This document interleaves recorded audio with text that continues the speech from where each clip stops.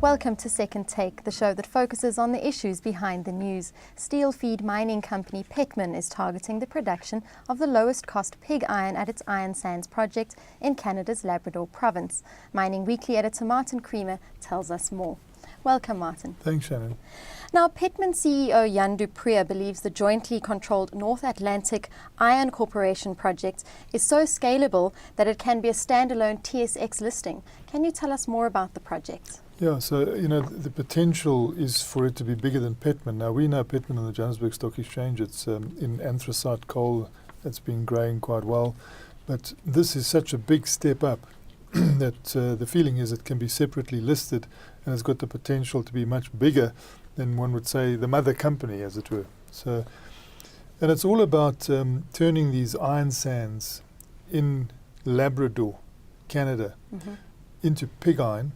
And then they're only 7 days away from what is really the world's biggest steel market, that's the United States. And they're close to a port.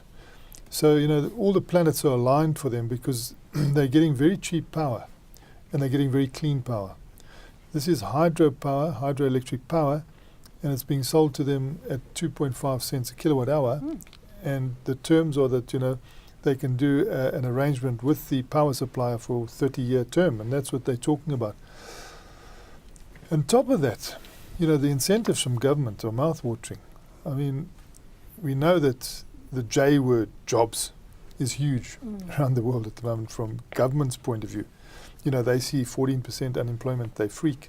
I mean, in South Africa, we're 34, 35, what even more, unofficially maybe 40% unemployment. We should be freaking, and it shows you how they can roll out the red carpet, give 10-year loans interest-free, pay 25% of the salary bill. Then we talk about this low-cost power. Never mind setting up obstacles, like we have in South Africa. The guys want to invest and there's red tape and there are problems. And this is red carpet treatment. So you can see why, the South Africans are saying, well, gee, this is a good proposition for us. We go in, we produce this pig iron at the lowest cost because they've got a process that does that. We've got a market close by, we've got a port close by, we've got low-cost energy, it's clean energy.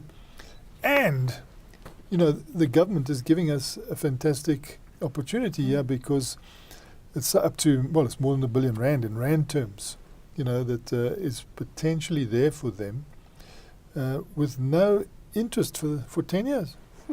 It sounds like a good incentive to me. So they're not the only South African company that's looking around Canada at the moment for these sort of iron sand and iron opportunities. And there's another in Quebec. And there seem to be a lot of jurisdictions around, which means that it might not only be one plant, that they build it, there could be more than one. Now, Petmin believes that it can produce pig iron at the lowest cost on the planet, as they've said. Can you elaborate on what the company hopes to achieve by 2015? Yes, this is where they think they will actually begin producing, 2015, and they're looking at a price of below $300 a ton. And, most of America's pig iron comes from Brazil because that's the closest producer, and that's been selling.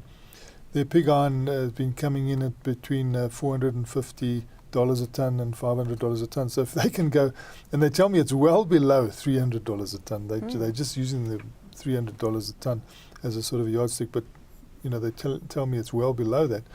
So if that price is that good, I mean, the negotiation potential is going to be huge. So when it comes to capital raising, if they sign long-term contracts, with some of the big steel makers, because this pig iron goes into steel making, they may be able to raise funds on the back of those contracts that they've secured, provided those people they secure the contracts with have got strong balance sheets, which they normally use. We saw with some Kelly in South Africa, they funded a lot of the project through contract offset arrangements where you raise your funds on the basis that you have a long-term contract with a company that's got like a AAA balance sheet. So the banks look at that and think, wow, this is great, we'll fund you. And that protects the shareholders because they don't have to issue more shares and lower the value of the shares, or what they call dilution, and they can fund things. It looks like maybe the same sort of operation in Canada. And what sort of tonnages are they looking at?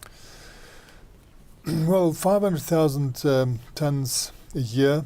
They're looking over a 25-year period. That's at the Labrador project. And perhaps they could replicate that sort of level. That yields something like $100 million a year in profit. So if they can do more of that, the shareholders on the TSX, where they hope to list in Toronto, I think would be investing in quite a substantial company. Definitely. Yeah. Now, what is the company's current focus as well as their medium-term focus? So, currently it's Labrador. They want to do what, they see as their first opportunity, lay down the flagship, and also, obviously, appeal to the host country at this stage. They've said to the government, we're going to do this. In fact, the government announced it. So, the Canadian government is very keen on job creation. So they actually announced this project. Against the background of that, you want to do the best you can in Labrador, because this is your starting point. But at the same time, other jurisdictions are actually coming to them and saying, you could repeat this in our neck of the woods, and at the same time also create jobs. That's the main pursuit of these governments and these jurisdictions. So the final upshot could be a multi-plant setup in North America that would be listed on the TSX in Toronto, secondary listing probably in Johannesburg, because you have to unbundle the shares to the Petmin shareholders, and then they favour a London listing at some stage as well. Well, it definitely sounds like we should get shares in Petmin there. Thank you very much, Martin. It's a great pleasure, Shannon. That's the show for today. Join us again next time for more news and insight into what's happening in the mining world.